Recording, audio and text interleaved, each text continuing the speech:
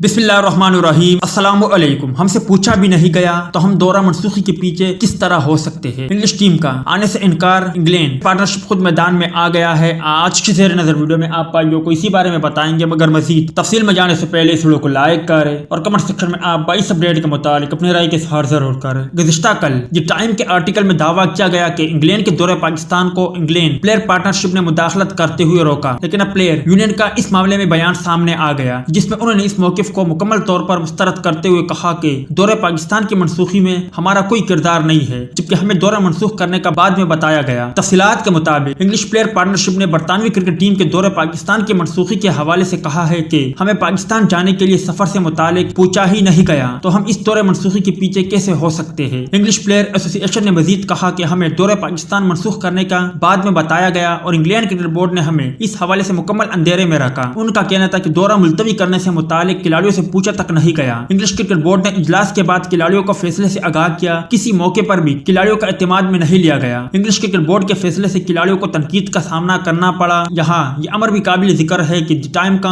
अपने आर्टिकल में कहना था कि Boris Johnson England cricket board की जानिब से पाकिस्तान का दौरा मनसूख करने के फैसले पर नाराज है। वजीर आजम और सीनियर वज़रा का यह मानना है कि इस फैसले के बायस इंग्लैंड के पाकिस्तान हुकूमत के साथ ताल्लुकात खराब हुए हैं। पाकिस्तान का दौरा मनसूख करने से कबल इंग्लैंड क्रिकेट बोर्ड, वजीर आजम ऑफिस, दफ्तर खारजा, महकमा सकाफत, मीडिया और खेल के हकाम के दरमियान मुशावरत हुई थी, जिसमें गवर्निंग बॉडी की जानिब से मनसूबा बंदी से आगे बढ़ने पर जोर दिया गया।